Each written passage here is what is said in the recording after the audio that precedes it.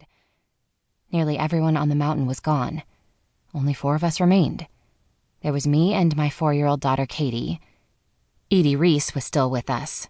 She was an 80-year-old woman who came to Big Bear with her husband Manny every year.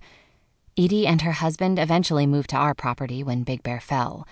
Manny passed away from natural causes, and last but not least was Lev Boswick. I don't know what I would have done without Lev.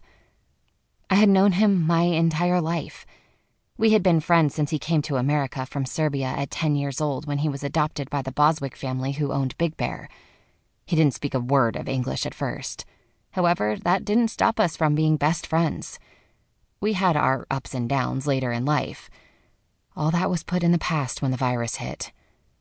Lev was there for everyone, and kept going strong even when his own father died of the virus. Strong as an ox with a heart as big as his body, Lev was our rock.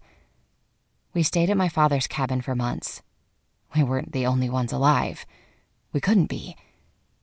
We found out the military had initiated places called green areas, camps placed in towns that were still alive, with low levels of infection. According to maps we found, there were many green areas.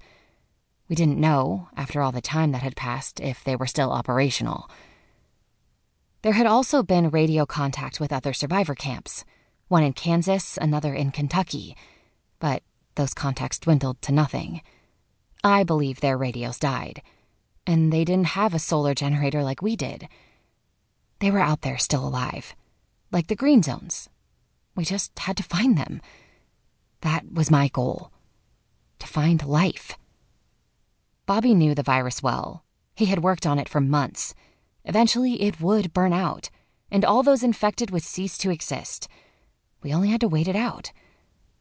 I thought we had waited long enough. It was time to leave our mountain sanctuary and our safe haven cabin to find others. I believed that was what we needed to do. The cabin was left stocked in case we had to retreat there again.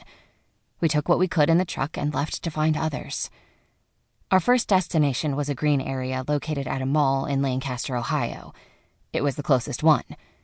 After driving through half a dozen desolate towns, we remained hopeful. After all, we hadn't seen a single infected. That was a good thing. However, we didn't see a single uninfected either. There had been a green area at the mall, but when we got there, it was deserted. There wasn't a sound. Fingers in the chain link of the fence, Lev stared out. "Did you really believe we'd find anything here?" I walked up to him. "Yes." "We drove for 4 hours and saw no one." "We can't be the only ones left, Lev. We can't." "Does it matter?" I huffed out a breath of disbelief. "Yes, it does." "Why are we doing this? Why do we need this?"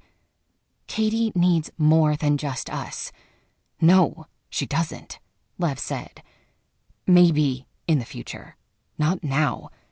She doesn't need to see this." He spanned his hand across the scene before us. "Dead world." "That's right. She needs to see life. We need to find life." "Don't you get it?" Lev stepped closer. "We are life. You, me, Katie, and Edie. We have life. We don't need to find it." "If we wait too long, we may never find anyone," I said, shifting my eyes to the camp. "You think these people moved?" Lev asked. "The longer we're out here, the more chance we have of never finding a soul. What if those who lived are doing what we are doing? Searching. Then we become nothing but wanderers and targets for the desperate." "What are you saying, Lev?" "I'm saying I will do whatever it is you want to do. If you want to go to the next place, we will. Kentucky, we'll go there. However, I believe if you are looking for life, we already left it." "The cabin?" Lev nodded.